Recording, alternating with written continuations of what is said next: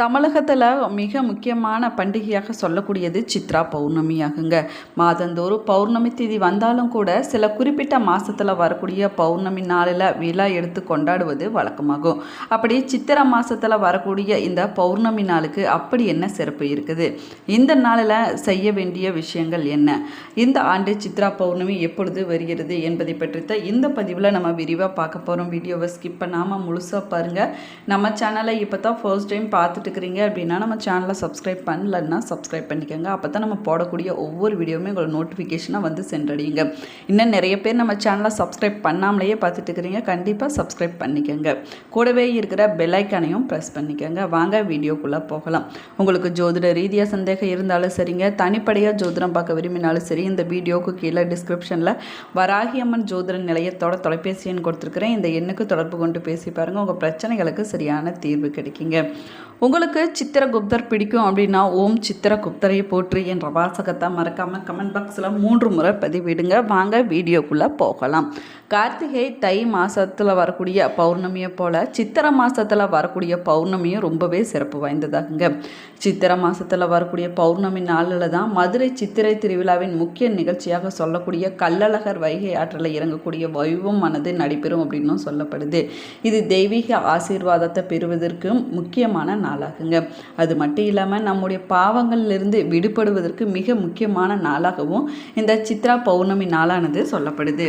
சித்திரை மாதத்தில் சித்திரை நட்சத்திரத்தில் சந்திரன் நுழையக்கூடிய நாளைத்தான் நம்ம சித்ரா பௌர்ணமியாக கொண்டாடிட்டு வரோங்க. இந்த நாள் பார்த்திங்கன்னா நம்முடைய பாவ புண்ணிய கணக்குகளை வைத்திருக்கக்கூடிய கடந்த கால பாவங்களிலிருந்து விடுபட வழியை ஏற்படுத்தக்கூடிய சந்திரகுப்தரை வழிபடுவதற்கு ஏற்ற நாளாகவும் இந்த சித்ரா பௌர்ணமி நாளானது சொல்லப்படுது.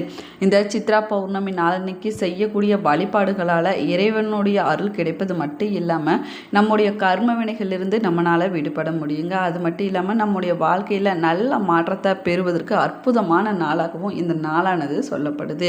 நம்ம வாழக்கூடிய காலத்தில் நம்ம செய்யக்கூடிய நன்மைகள் தீமைகளை பதிவு செய்து வைத்திருக்கக்கூடியவர் சித்திரகுப்தர் அப்படின்னு சொல்லப்படுறாருங்க.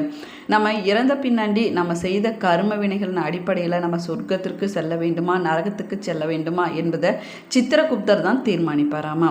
நம்ம மரணத்துக்கு பிறகு நரகத்தில் துன்பங்களை அனுபவிக்க கூடாது. கடந்த காலத்தில் செய்த தவறுகள் இல்லைன்னா பாவங்கள்லிருந்து நமக்கு பிராயச்சித்தம் வேணும் அப்படின்னு நினைக்கக்கூடியவங்க இந்த சித்ரா பௌர்ணமி நாளில் நம்முடைய தவறுக்காக நம்ம வருத்தப்பட்டு சித்திரகுப்தரை மனதார வழிபட வேணுங்க.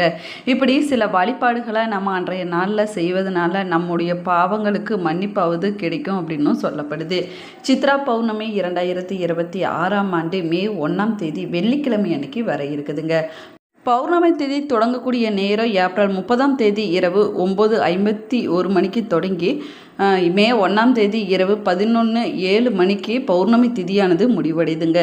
சித்திரை நட்சத்திரம் தொடங்கக்கூடிய நேரம் ஏப்ரல் 30ஆம் தேதி அதிகாலை 1:11 மணிக்கு தொடங்கி மே 1ஆம் தேதி அதிகாலை 2:41 மணியோடு சித்திரை நட்சத்திரமானது முடிவடையுது அப்படின்னு சொல்லப்படுதுங்க. சித்ரா பௌர்ணமி நாளில் நம்முடைய உடலையும் மனதையும் நம்ம சுத்தமாக வச்சுக்கொள்ள வேணும். தெய்வீக அருளை பெறுவதற்கு புனித நதிகளில் நம்ம அன்றைய நாளில் நீராடுவது ரொம்பவே முக்கியமானதாகுங்க. இந்த நாளில் சித்திரகுப்தரையும் சிவபெருமானையும் நம்ம வழிபடுவதனால நம்முடைய மனதிற்கு அமைதியும் இறைவர்களும் கிடைக்கும் அப்படின்னும் சொல்லப்படுது. இதனால் நம்மளுடைய கர்ம வினைகள் அனைத்துமே குறைந்து விடுங்க. சித்ரா பௌர்ணமி நாளில் விரதம் இருந்து நம்ம இறைவனை வழிபட்டோம்னா நம்முடைய பாவங்கள் அனைத்துமே விலகி விடுங்க. அன்றைய நாளில் மாலை நேரத்தில் சந்திரனையும் வழிபட்டு நம்முடைய விரதத்தை நிறைவு செய்து கொள்வது சிறப்பானதாகுங்க. அதே போல் அன்றைய நாளில் நம்மளால் முடிஞ்ச ஏழை எளியோர்களுக்கு உணவை தானமாக கொடுக்கலாங்க. இல்லைன்னா உடை அத்தியாவசிய பொருட்களை தானமாக கொடுப்பதனால நம்முடைய கர்ம வினைகள் அனைத்துமே குறைந்து விடும் அப்படின்னும் சொல்லப்படுது. இந்த நாளில் திருவண்ணாமலையில் கிரிவலம் வந்து வழிபட்டோம் அப்படின்னா நம்முடைய பாவங்கள் அனைத்துமே விலகி விடுங்க.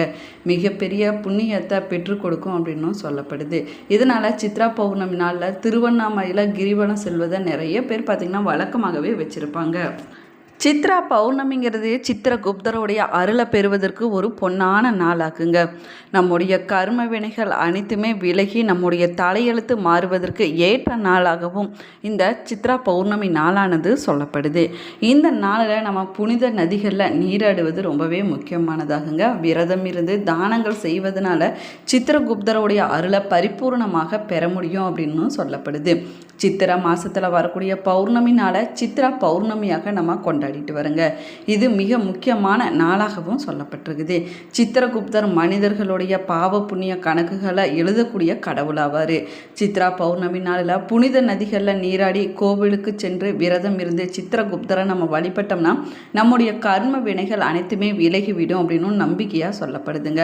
அன்றைய நாளில் நம்ம தானம் கொடுப்பது, ஏழை எளியோர்களுக்கு உதவி செய்வதன் மூலமாக சித்திரகுப்தருடைய அருளை பரிபூர்ணமாக பெற முடியுங்க.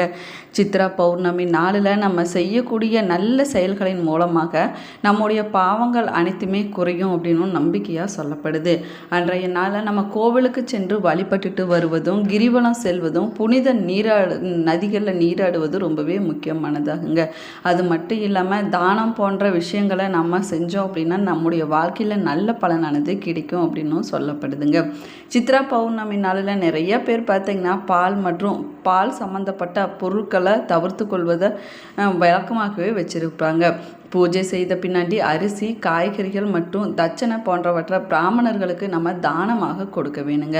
அதே போல் உப்பு சேர்க்காத தயிர் சாதத்தை நம்ம சாப்பிடலாம்.